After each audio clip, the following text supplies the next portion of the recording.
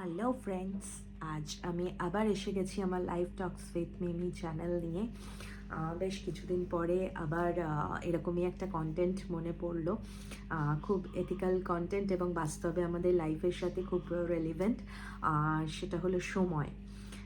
সময় একটা আমাদের সুপার হিরোর মতো, মানে ফিল্মি হিরোর মতো। সময় কিন্তু নিজের খুব অ্যাটিটিউড রেখে আমাদের লাইফের সাথে কথা বলে। তো সময় তার নিজের সময় অনুযায়ী আসে এবং ঝড়ের মতো আসে। কখনো খারাপ সময় নিয়ে, কখনো খারাপ কিছু বার্তা নিয়ে আসে, কখনো আবার ভালো কিছু বার্তা নিয়ে আসে। তো হঠাৎ এই কন্টেন্টটা কেন চুজ করলাম, কারণ বাস্তবে আমাদের জীবনে প্রতিনিয়ত প্রত্যেক দিন সময় পরিবর্তিত হয় ঘড়ির টাইমের মতো। তো সময়ের আগে কিছু করা যায় না এবং সময়ের পরেও কিছু করা যায় না, মানে সেটা পারফেক্ট হয় না। তো টাইমটা ভীষণভাবে ইম্পর্ট্যান্ট আমাদের লাইফে। তো আমরা অনেক সময় দেখা যায় আমাদের খারাপ টাইম চলছে বা কারুর ভালো টাইম চলছে, ভীষণভাবে আনন্দ খুশিতে থাকি, এবং খারাপ টাইম চললে আমরা ভীষণভাবে গিভ আপ করে দিই। তো গিভ আপ করাটা কিন্তু কোনো সলিউশন নয়। আবার যদি আমরা ভীষণভাবে এক্সাইটেড হয়ে টাইমের প্রতিকূলে, মানে সময়ের প্রতিকূলে গিয়ে সেটার সাথে ফাইট করি, সেটাও কিন্তু ঠিক না, সেটার ফলাফল ঠিক হয় না।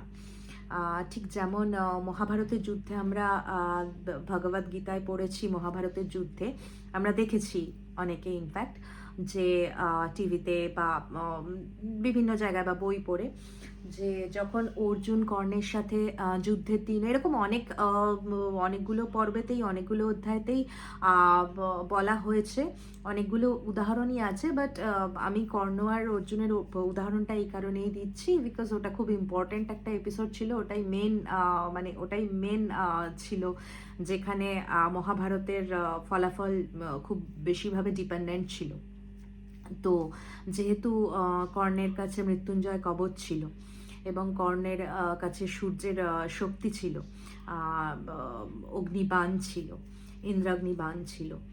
তো সেক্ষেত্রে যখন অর্জুন যেদিন কর্ণের সাথে প্রথম যুদ্ধ করতে চেয়েছিলেন এবং যুদ্ধে হারাতে চেয়েছিলেন, যখন কর্ণ সেনাপতি হলেন দুঃশাসন মারা যাওয়ার পরে এবং আমাদের দ্রোণাচার্য মারা যাওয়ার পরে, তখন কিন্তু শ্রীকৃষ্ণ বলেছিলেন যে আজকে যুদ্ধটা, তোমার সাথে কর্ণের যুদ্ধটা কিন্তু ঠিক সময় নয়, এখনো সময় আসেনি।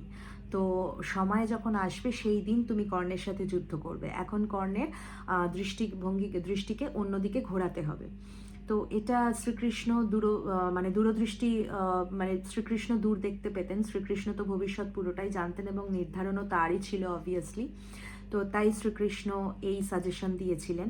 তো আমরা সেটা সত্যিই দেখতে পাই যে ওই দিন যদি কর্ণ মানে ঘটোৎকচের ওপর যদি ওই বাণটা না চালিয়ে দিতেন, তাহলে হয়তো ওই বাণটা অর্জুনের জন্য রয়ে যেত, এবং সেই দিন যদি অর্জুন যুদ্ধ করতেন তাহলে অর্জুন সত্যিই হেরে যেতেন এবং কর্ণই জয়লাভ করতেন। তো শ্রীকৃষ্ণ সব কিছু বুঝেই ঘটোৎকচকে এগিয়ে দিয়েছিলেন কর্ণের অগেনস্টে, এবং কর্ণ সেই বাণটা ঘটোৎকচের বিরুদ্ধে চালিয়ে দিয়েছিলেন, যেটাতে ঘটোৎকচ মারা যান এবং অর্জুন বেঁচে যান।